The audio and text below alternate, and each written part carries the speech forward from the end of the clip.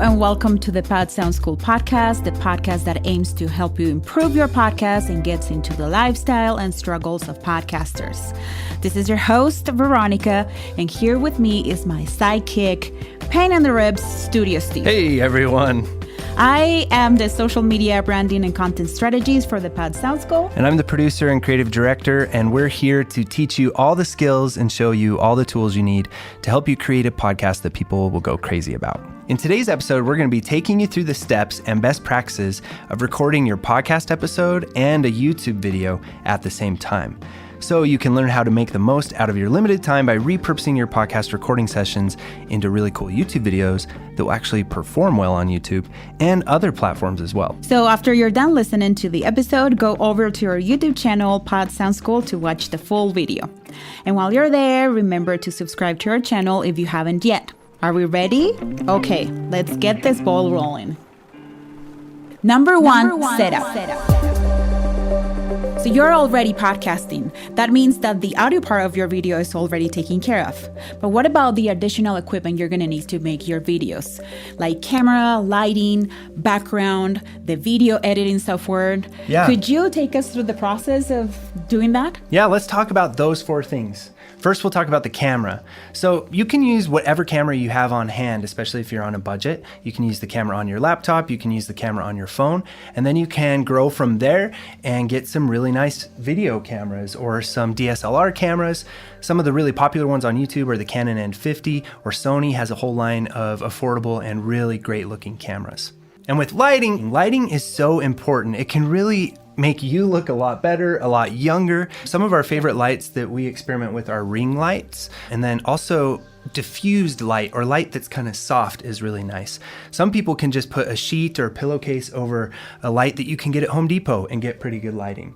Or you can get a softbox or other photography lighting. Another thing you can do is to record your videos and your podcast in front of a window. That way you can utilize that natural light. So now let's talk about our background. So something that you may want to do is to get creative with your background. You can add some wall decor, or you can put a desk behind you with something that is related to your brand and related to your podcast.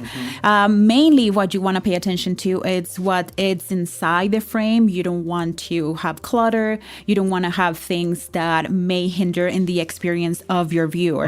But you can have clutter outside the frame. So no more piles of dirty laundry. No more 18 cans of soda or beer or whatever it is. Or kombucha. You got to keep it clean. Yeah. Keep it clean, keep it nice, keep it on brand. Yeah. And so now that we've got a nice background going on, you don't have to spend a lot of money. You can just move the camera around to the most flattering position of your room. Now, the last thing with setup is video editing software. And there are free solutions for this. You have DaVinci Resolve, which is free, but it could be a little difficult to learn, but you can just get in there and learn that one. Or Adobe Creative Cloud has Adobe Premiere, and you can get either one of those for a very affordable monthly subscription. But you are going to need to get a video editing software solution so that you can have control over editing your videos. And finally, before we move on from setup, let's just talk about our setup that we're using here. So first, we have two condenser microphones that we chose to use because we're on camera and also because we're in a room that is padded and is relatively quiet. Those microphones are going into preamps, which are then going into an audio interface, which are then being recorded on a computer. And that's the audio side. And then we've been running back and forth 5 feet away where we have our Canon M50 and a Canon prime lens, a 28 millimeter prime lens with the Canon M50 that's pointed at us. Then each one of us have a ring light pointed at our faces.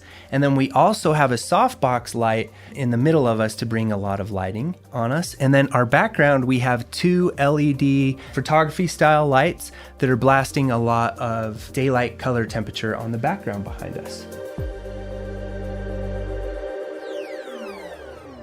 Hey guys, we wanted to interrupt our episode with a mid-roll. This is something new we're trying out. Something that many podcasters don't think about is that they can start using mid-rolls to advertise their own services, products, or crowdfunding.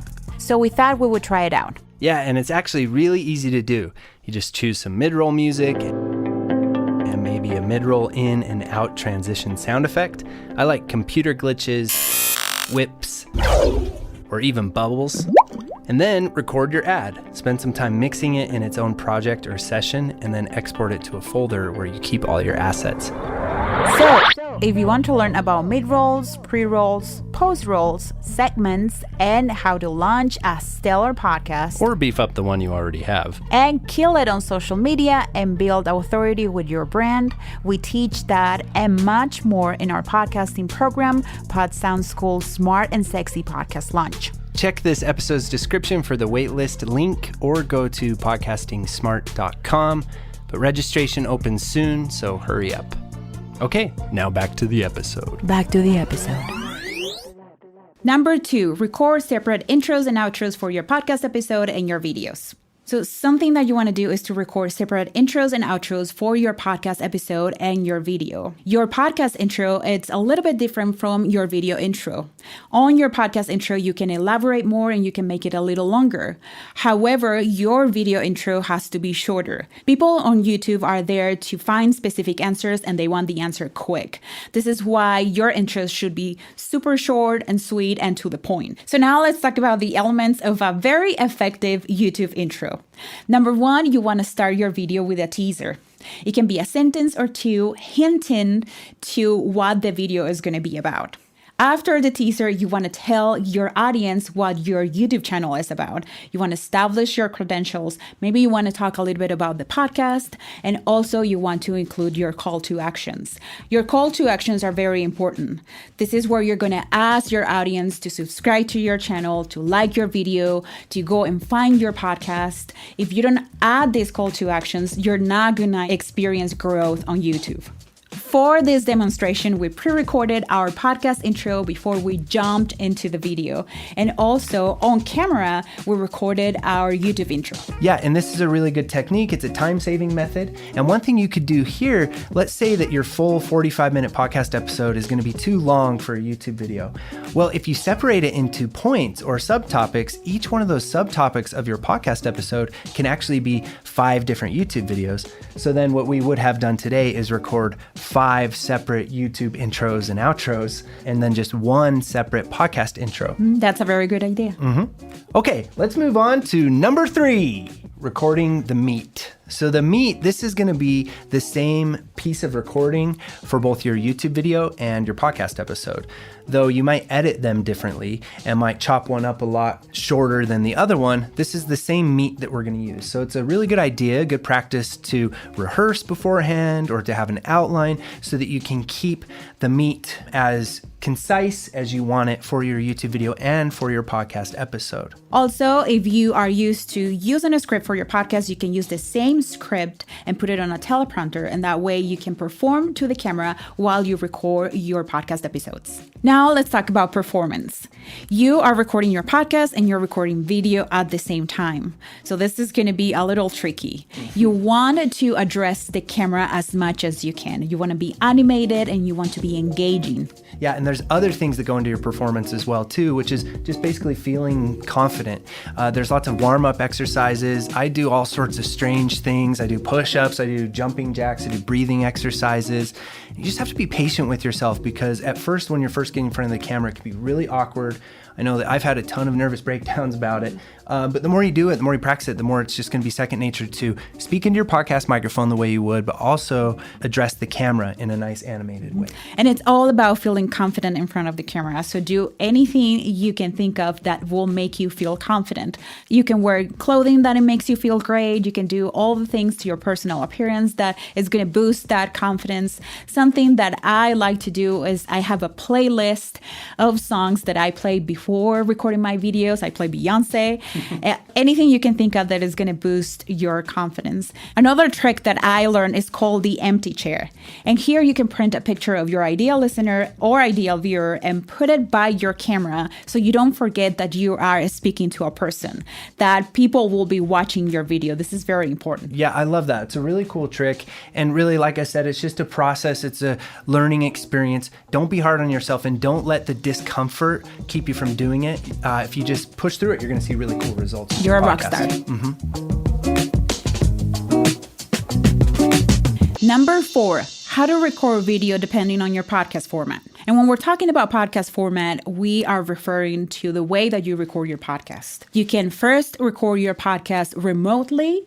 You can record your podcast with a co-host in the same location, or you can be a solo podcaster. And depending on which format you're recording in, will change the way that the whole process works. If you're recording your podcast remotely, like remote interviews with different guests every time or remotely with a co-host, you could use a solution like Riverside, which actually allows you to record really high quality video locally on each one of your machines so that you can get really good video files for your remote recordings. But if you're recording with your co-host in the same location, or if you're a solo podcaster, you're going to be using a similar setup. Yeah, a setup where you're going to have some lighting. Sometimes it's cool to have a backlight, a key light, which is your main light, and then even a fill light, which is just a nice ambient light that fills the room. Those 3 lights will really get you going with a nice looking picture inside the frame of your camera. Yeah. And that's about it, Podski. And if you want to learn more about podcasting on YouTube, we're actually putting together a free masterclass that you can find by going to podsoundschool.com/podcast on YouTube. Because we've had enough of this nonsense. And there you have it, Podski. What did you think of this episode? Slide into our DMs and let us know. We make this show for you, and we'll love to learn your feedback. You can find us on Instagram and Twitter at PodSoundSchool. Make sure you share a screenshot of this episode and tag us so we can give you some love on the Instas. Yeah, and if you're interested in our feedback, we do pod audits most Thursdays live in our Facebook community, Podcasting for Bosses. These are 30-minute coaching sessions where we dissect your podcast, your social media, and your content. You'll find the sign-up sheet inside the group, podsoundschool.com/community. And until next time, Happy casting, amigos!